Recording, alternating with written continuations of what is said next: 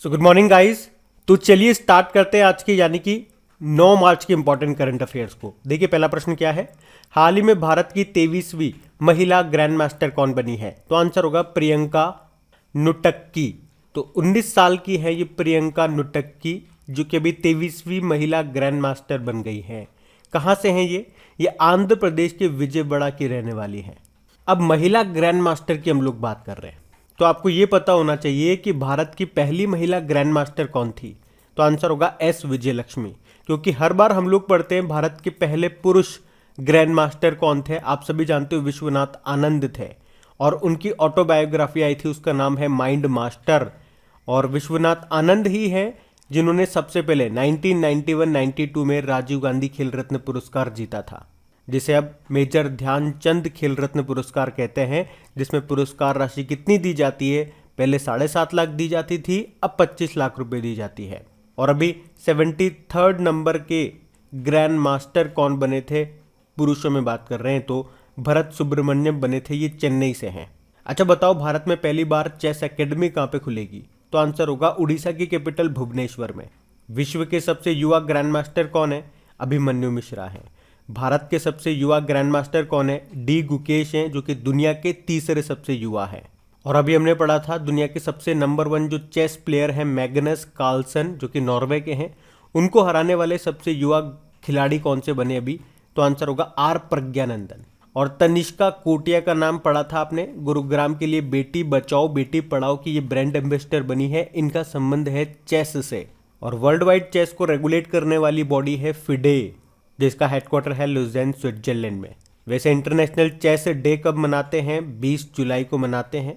और यहाँ से 2 तरह के स्टैटिक प्रश्न पूछे जाते हैं एग्जाम में कि आपका जो चेस बोर्ड होता है उसमें टोटल नंबर ऑफ स्क्वायर्स कितने होते हैं? तो आंसर होगा 204। और ये जो डब्बे हैं, एक एक डब्बा अगर गिनोगे तो टोटल बॉक्स कितने हैं? 64 है। तो ये ध्यान रखना, आप पढ़ते आगे। फिर बताइए अभी अंतर्राष्ट्रीय महिला दिवस कब मनाया गया? तो आंसर होगा 8 मार्च को। तो याद रखना, हर साल 8 मार्च को इंटरनेशनल वुमेन्स डे के रूप में मनाया जाता है।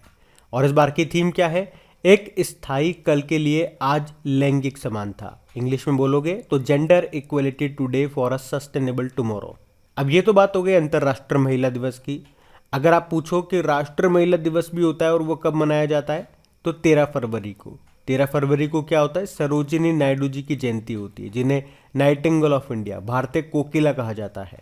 और महिलाओं के दिवस से आपको 2-3 डे मैंने आपको और बताए थे, जैसे कि ग्रामीण महिलाओं का अंतर्राष्ट्रीय दिवस, वो 15 अक्टूबर को होता है। एक महिलाओं के खिलाफ हिंसा के उन्मूलन के लिए अंतर्राष्ट्रीय दिवस होता है, यानी कि international day for the elimination of violence against women, वो कब होता है? 25 नवंबर को। और विज्ञान में महिलाओं और लड़कियों का अंतर्राष्ट्रीय दिवस, international day of women in crisis in science, ये मनाया जाता है 11 फरवरी को।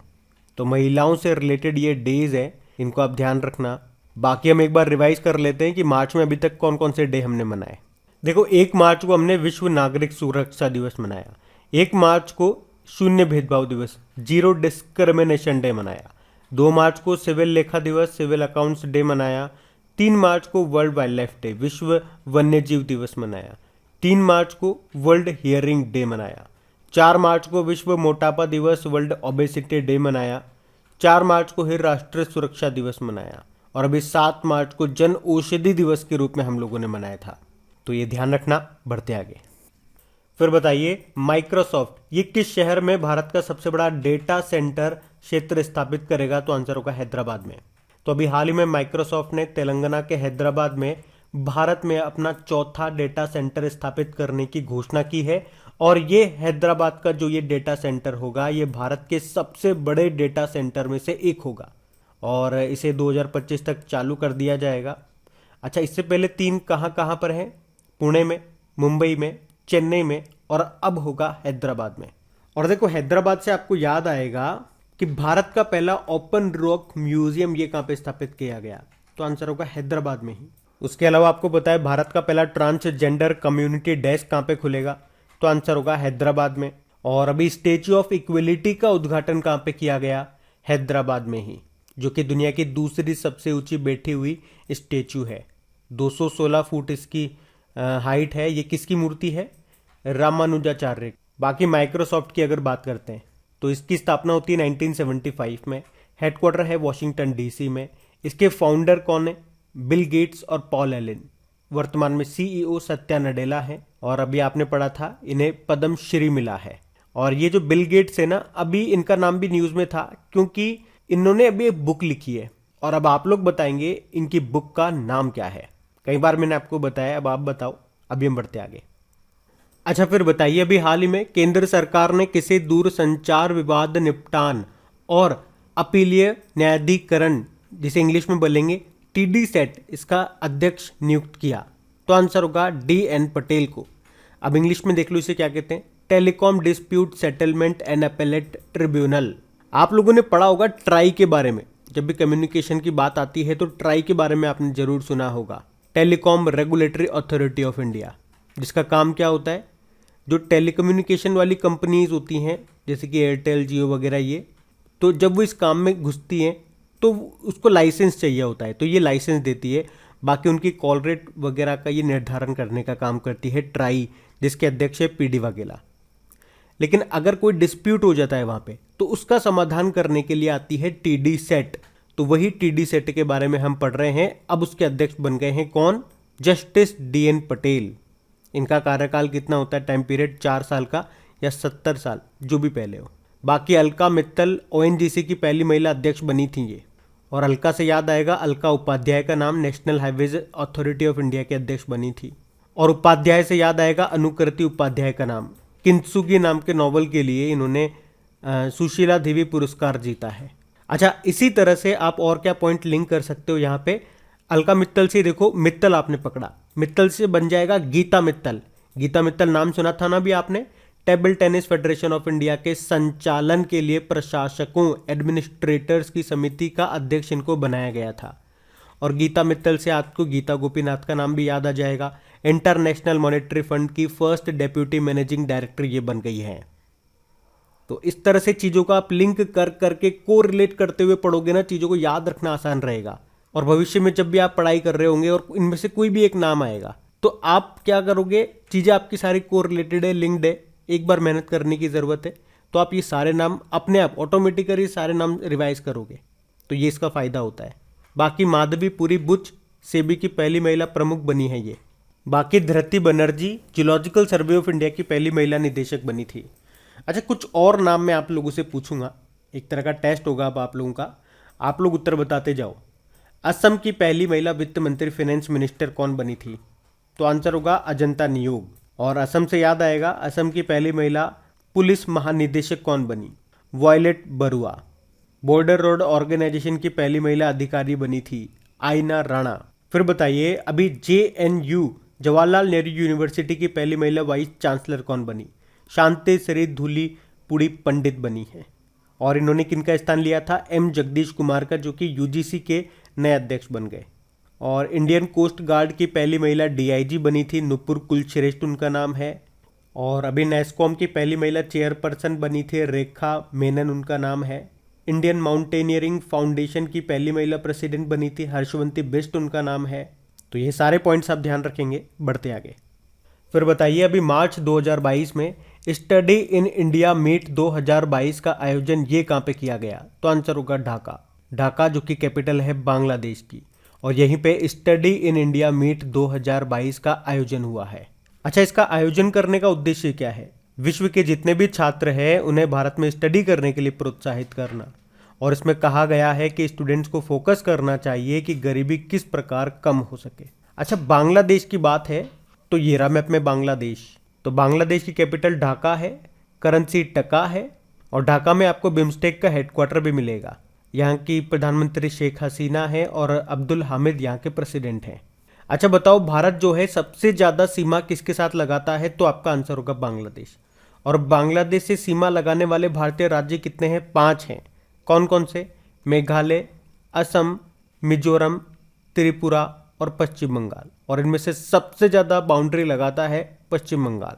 अच्छा चलो बताओ, अभी जनवरी में हम लोगों ने पढ़ा था 20वें ढाका इंटरनेशनल फिल्म फेस्टिवल में एशियन फिल्म कंपटीशन सेक्शन में किस भारतीय फिल्म ने बेस्ट फिल्म का अवार्ड जीता था? कुजांगल, जिसके डायरेक्टर PS विनोद राज हैं।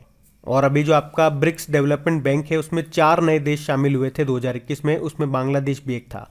यूनाइटेड अरब अमीरात, उरुग्वे और बांग्लादेश तो एक साथ शामिल हुए थे और उसके बाद मिस्र भी इसमें शामिल हो गया। तो प्रश्न ऐसे भी बन सकता है कि ब्रिक्स डेवलपमेंट बैंक या न्यू डेवलपमेंट बैंक में सबसे नवीनतम देश कौन सा बना, तो आंसर होगा मिस्र। और बांग्लादेश के साथ कौन कौन सी मिलिट्री एक्सरसाइज करते हैं, एक तो संप्रीति अभ्यास करते हैं और मेनामती मैत्री अभ्यास भी हम बांग्लादेश के साथ करते हैं। तो ये भी आप ध्यान रखना। बढ़ते आगे। फिर बताइए अभी हाल ही में किस मंत्रालय ने संभव और स्वावलंबन पहल शुरू की है, तो आंसर होगा एमएसएमई मंत्रालय। तो एमएसएमई मंत्रालय यानी कि micro small medium enterprises ministry, इसने अभी संभव और स्वावलंबन पहल को शुरू किया है, जिसका उद्देश्य क्या है, प्लास्टिक कचरे को समाप्त करना। इसमें उन्होंने कहा कि जो युवा हैं उन्हें प्लास्टिक कचरा जो है उसके मैनेजमेंट का, उसके रिसाइकल करने का प्लांट लगाना चाहिए। इससे 2 तरह के फायदे होंगे। पहला तो ये हो जाएगा कि पर्यावरण प्रदूषण कम होगा और दूसरा जो युवा भारतीय हैं उनको आजीविका का सोर्स मिल जाएगा, युवाओं में उद्यमशीलता बढ़ेगी। वैसे एमएसएमई मंत्रालय के मंत्री कौन है, नारायण रणेय। अब एक प्रश्न आपके लिए बनेगा, एमएसएमई दिवस हम लोग कब मनाते हैं, कमेंट बॉक्स में टाइप करके बताइए। बढ़ते आगे। अच्छा बताइए अभी हाल ही में जारी annual India solar market update report 2021 के अनुसार भारत ने वर्ष 2021 में कितने गीगावाट सौर क्षमता स्थापित की है, तो आंसर होगा 10 गीगावाट। तो रिपोर्ट का नाम क्या है, annual India solar market update report 2021, और इसमें बताया गया है कि 2021 में भारत ने कितनी सौर ऊर्जा स्थापित की है, तो आंसर होगा 10 गीगावाट। और इससे पहले 2020 में कितनी की थी, 3.2 गीगावाट। तो आप बात करोगे कि अगर 2020 से 2021 में देखें तो कितनी वृद्धि हुई है, कितनी ग्रोथ हुई है, 212%। तो 10 गीगावाट में पहले स्थान पर है, यानी कि सर्वाधिक सौर ऊर्जा स्थापित करने में टॉप पर है राजस्थान, दूसरे नंबर पे कर्नाटक है। अच्छा आप मुझे प्रश्न का जवाब दो एक, कि सौर ईंधन का उपयोग करने वाली पहली एयरलाइन अभी कौन सी बनी है, तो आंसर होगा स्विस एयरलाइन। और हमने पढ़ा था ग्रिड से सोलर एनर्जी की तरफ ट्रांसफर होने वाला भारत का पहला शहर कौन सा बनेगा, तो आंसर होगा उड़ीसा का कोणार्क शहर। तो ध्यान रखना ये। बढ़ते आगे। उसके बाद बताइए अभी हाल ही में श्रम मंत्रालय ने कौन सी पहल शुरू की है, तो आंसर होगा डोनेट अ पेंशन। तो केंद्रीय श्रम व रोजगार मंत्री हैं भूपेंद्र यादव। अभी उन्होंने 7 मार्च 2022 को प्रधानमंत्री श्रम योगी मानधन योजना के तहत दान अ पेंशन अभियान की शुरुआत अपने आवास से की है और इसे अपने मालिक को दान कर दिया। तो इसमें होगा क्या, जो नागरिक हैं वो तत्काल अपने सहायक कर्मचारियों को, जैसे कि कोई भी हो सकता है, घरेलू कामगार हो गए, ड्राइवर, सहायक हो गए, तो इनमें से किसी को भी पेंशन फंड में प्रीमियम राशि दान करके वह योगदान कर सकता है। ध्यान रखना ये। बढ़ते आगे। बताइए विश्व टेनिस दिवस कब मनाया गया, तो आंसर होगा 7 मार्च को। तो वर्ल्ड टेनिस डे ये हर साल मार्च के पहले सोमवार को मनाया जाता है। तो इस साल हमने इसको 7 मार्च को मनाया, पहली बार 2013 में इसको मनाया गया था। तो ये जो दिन है ये दुनिया भर में टेनिस के प्रति भागीदारी बढ़ाने का प्रयास करता है। अच्छा टेनिस से आपको याद आएगा, एक तो अभी मैक्सिकन ओपन 2022 का खिताब किसने जीता था, राफेल नडाल ने। और 2022 में जो पहला ग्रैंड स्लैम हुआ था ऑस्ट्रेलियन ओपन, उसमें मेन सिंगल का टाइटल राफेल नडाल ने जीता था, जो कि स्पेन के टेनिस प्लेयर हैं। और वुमेन्स सिंगल्स जीता था ऑस्ट्रेलिया के एश्ले बार्टी ने। और सबसे कम उम्र के एटीपी 500 विजेता बन गए कौन, कार्लोस अल्काराज, ये भी स्पेन के हैं। बढ़ते आगे। अच्छा अब बताइए अभी प्रधानमंत्री नरेंद्र मोदी ने कहाँ पर छत्रपति शिवाजी महाराज की प्रतिमा का अनावरण किया, तो आंसर होगा पुणे में। तो अभी प्रधानमंत्री नरेंद्र मोदी ने पुणे महाराष्ट्र में महान मराठा योद्धा छत्रपति शिवाजी महाराज की एक लंबी प्रतिमा का अनावरण किया है। ये जो मूर्ति है 1850 किलोग्राम गन मेटल से बनी है और इसकी लंबाई कितनी है, 9.5 फुट ऊंची है ये। और आपको याद होगा कल ही हम लोगों ने पढ़ा था कि प्रधानमंत्री नरेंद्र मोदी ने पुणे मेट्रो रेल परियोजना का भी उद्घाटन किया है, जिसकी लागत कितनी है, 11,420 करोड़ रुपए। लंबाई है 33.2 किलोमीटर, जिसमें 30 स्टेशन आपको मिलेंगे। और ये जो पुणे मेट्रो है ये देश की पहली मेट्रो परियोजना है जिसमें एल्यूमिनियम बॉडी के कोचेज हैं, एल्यूमिनियम से बने हैं, तो ये हल्के भी होंगे, तो आप इसे हल्की मेट्रो भी कह सकते हो। तो ध्यान रखना ये पॉइंट भी। बढ़ते आगे। फिर बताइए अभी हाल ही में CISF ने अपना 53वां स्थापना दिवस कब मनाया? तो आंसर होगा 6 मार्च को। तो अभी CISF यानी कि सेंट्रल इंडस्ट्रियल सिक्योरिटी फोर्स, इसने अभी 6 मार्च 2022 को उत्तर प्रदेश के गाजियाबाद में अपना 53वां स्थापना दिवस मनाया। और अभी इस समारोह में हमारे जो गृह मंत्री हैं अमित शाह, उन्होंने भी हिस्सा लिया। CISF के डायरेक्टर जनरल कौन है वर्तमान में? शीलवर्धन सिंह है। अच्छा, इसी तरह से कुछ और नाम में अगर आपसे पूछूं, जैसे कि बताओ पहले तो कि भारतीय तटरक्षक बल के 24वें प्रमुख कौन बने? वीरेंद्र सिंह पठानिया बने। और BSF के डायरेक्टर जनरल कौन है? संजय अरोड़ा है। और हमारे राष्ट्रीय सुरक्षा सलाहकार कौन है? अजित डोभाल है। और अभी उप राष्ट्रीय सुरक्षा सलाहकार कौन बने? Deputy national security adviser Vikram Misri बने। BSF के डायरेक्टर जनरल हैं पंकज कुमार सिंह। CRPF के कौन है? कुलदीप सिंह है। और NDRF के कौन है? अतुल कारगर हैं। अभी असम राइफल्स के भी बने थे, प्रदीप चंद्रन नायर उनका नाम है। वैसे असम राइफल्स का हेडक्वार्टर आपको मिलेगा शिलोंग में। इसी को पूर्वोत्तर का प्रहरी भी कहा जाता है। तो ये पॉइंट्स भी आप ध्यान रखेंगे। बढ़ते आगे, चलिए बताइए मार्च 2022 में इंडिया ग्लोबल फोरम का वार्षिक शिखर सम्मेलन कहाँ पे आयोजित किया गया? तो आंसर होगा बंगलुरु में।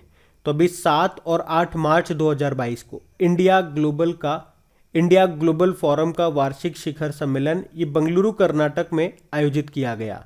इसका जो पिछला संस्करण है वो दुबई और UK में हुआ था और इस बार बंगलुरु में हुआ। तो अब बात करेंगे कल के वीडियो में पूछे गए प्रश्न के उत्तर की।